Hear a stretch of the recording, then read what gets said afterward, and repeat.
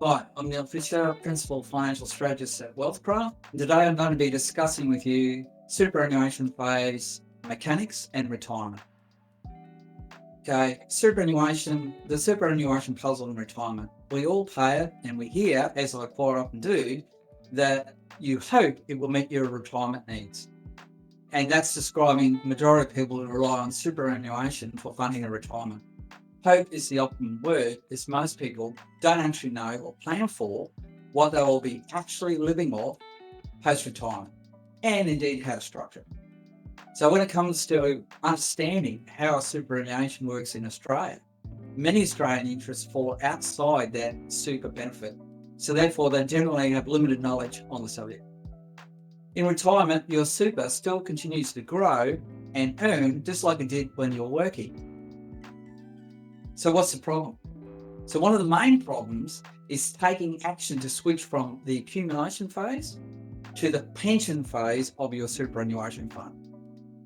According to APRA regulated funds study conducted this year, it found that up to 50% of retired Australians over 65 leave their entire superannuation balance in the accumulation phase, effectively costing them hundreds of dollars more in tax each year.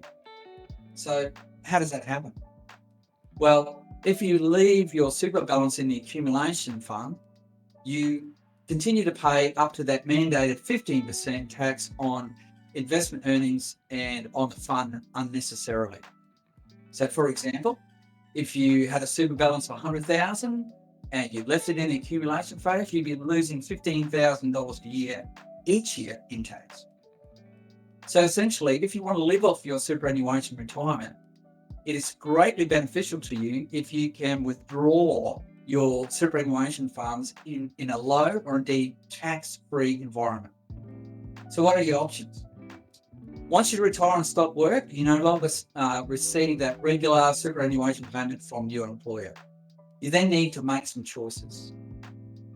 If you don't need the money, for example, you can leave it in the super accumulation mode, which is what you've been doing all through your working life.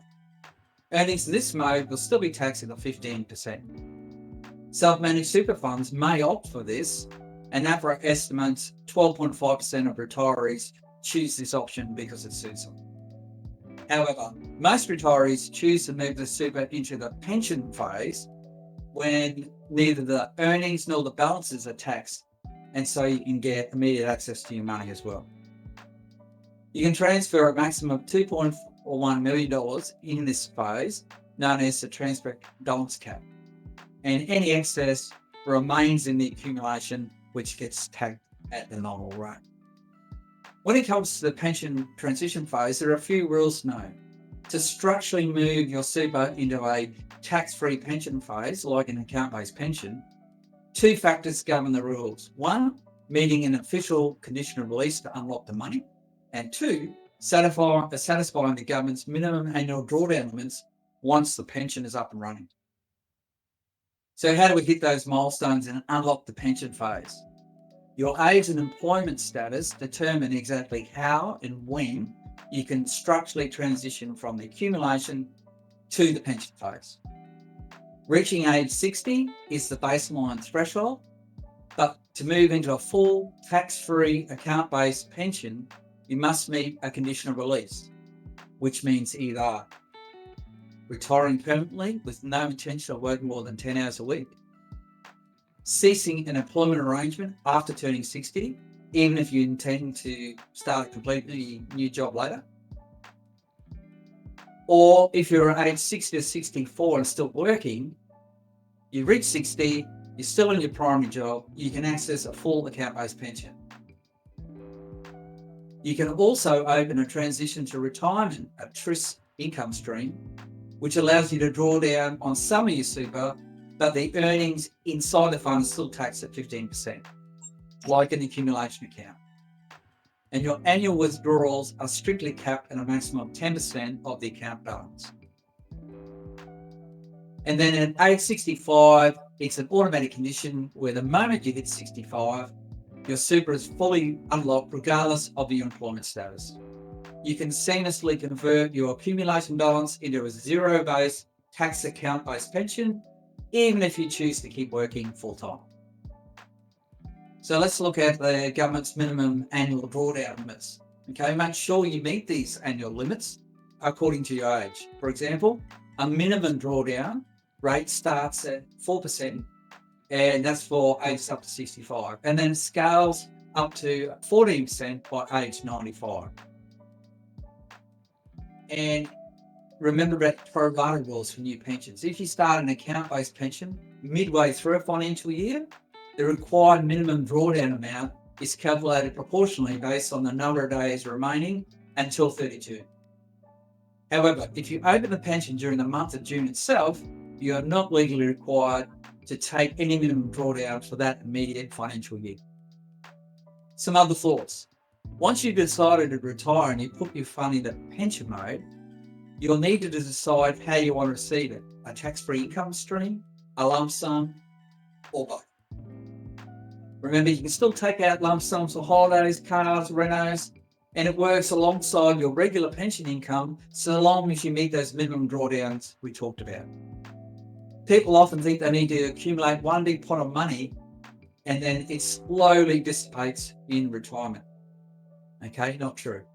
Also, people assume that this money pot needs to be sitting in cash for the rest of their lives. Again, this is a misconception, and it should be invested conservatively to make it last. Well, that's a little bit untrue as well. Because for many people, their money can remain invested and continue working for them for another 20 or 30 years in retirement.